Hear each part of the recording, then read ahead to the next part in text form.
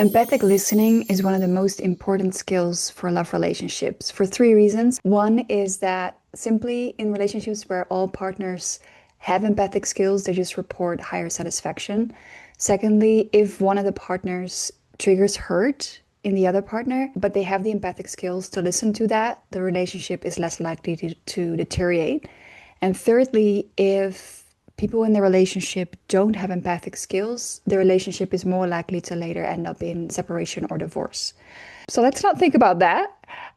If you're raised as a man and you have somewhere some belief that being empathic is feminine, is somehow inferior, or makes you less of a man, or whatever, anything like that, just know that that's societal conditioning, right? For the reasons I just mentioned, it's in all of our interest for any gender to learn this. And what I've seen working with men is that they're very well able to learn this and to use this to their benefit. So empathy is not the same as pity. It also doesn't mean that you're going to have to agree with your partner's take on things or their approach of things. It just means to be present. And I'm going to guide you through how to do that in 3 steps. Now, note this is a very simple and gentle basic exercise. But if you're currently in a crisis, if one of you is in a crisis, or if you're in a bit of a fight together, I would not recommend doing it. I also would not recommend doing it if you are afraid of your partner. In those cases, I recommend to get some other form of support before, and maybe you can try this later. Now, what you're going to need is just a timer and something to write on and about 20 minutes of time. Definitely, I recommend not being in a hurry. Just having time for each other is already a huge gift. Okay, so I'll go over the steps as we go, so you can pause the video whenever I ask you to do something and then continue. So the first step is that one of you is going to share for about 5 minutes. You don't have to finish up the 5 minutes if you don't manage, but about max 5 minutes. That's why we have the timer. And you can share about anything that's on your mind, but I would recommend not picking something really big. Like, oh, let me explore the trauma I have with my dad, like something a bit like something like, oh, I have an irritation about this colleague of mine, or oh, I read this in the news and well, that can be also quite deep actually.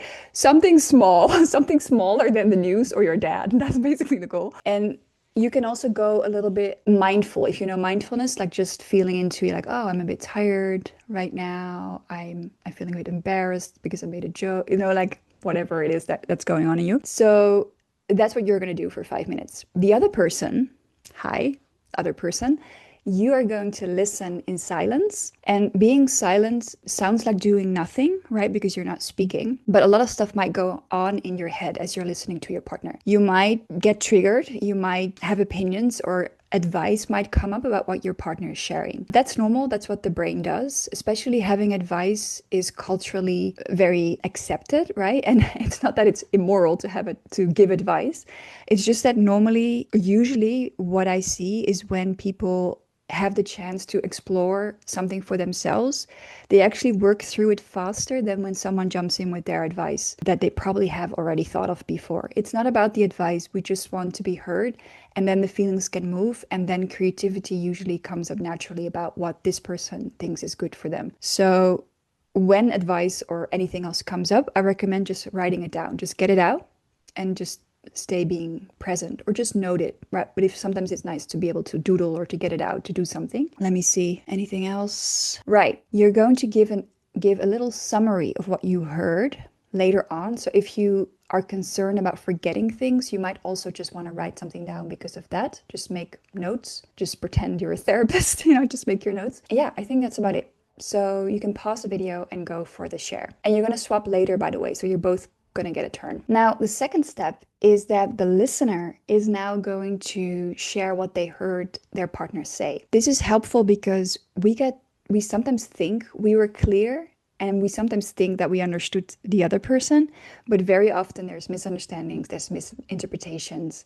So it's very helpful to say back shortly what you got from the message. So, oh, I heard you say that, your colleague said this thing and that was annoying for you. And then your boss was like trying to hurry you up, and that was also annoying. So you feel a bit stressed today. Is that correct?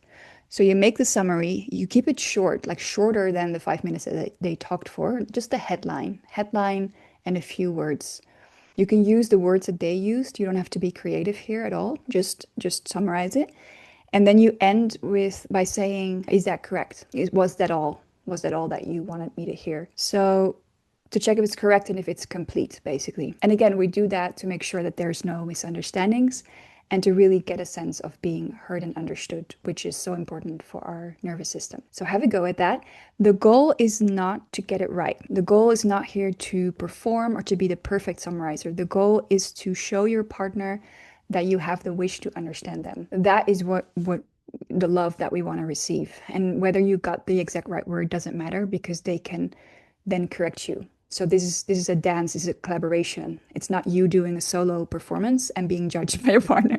Hopefully that's not the intention of this, right? This is a collaboration, you're doing this together and you're allowed to have fun with it. So yeah, good luck with that. By the way, let me know in the comments how all these steps are going. So I'm very curious. I can help you maybe if it's not as easy as it might seem. The third step is very short. You're just gonna have 1 minute of silence. So you're again gonna use the timer. And this is just to let everything sink in. Ask yourself, oh, how was that? Was that nourishing? Was it disappointing? You know, whatever it might be, it's all fine. Like just feel what it's like for you, and to have a bit of a moment to switch, because after this minute of silence, you're going to switch roles. So take your moment of silence. Now, listening is one of the 5 major skills that I see for love relationships. The other ones are self-regulation, which I also do with the method of NVC, which we use now, but also with EFT tapping. Maybe you've seen the tapping videos. I will be making some of those as well. Secondly, expressing honestly your preferences, your boundaries, and when you have a no for something. Thirdly, the ability to have healthy conflicts, to work through conflict in a healthy way. And lastly, to share appreciation regularly, to have a habit to do that. All of those skills, I cover them in the program that I'm teaching. I don't know if you've heard about that. It's called the NVC Mastery Program. I'll put a link in case you want to check that out. If you want to see a bit more of me before taking that step, you could also come to my webinar. I have an NVC webinar about love relationships, in which I share my insights from my previous relationships and just a lot of skills that you can use. So bring your partner to that so that you can both learn from that. And let me know in the comments how this went for you. Also, if you want maybe to see a demo of this that I can do, let me know. And I'd love to see you again. Okay. Bye, love you.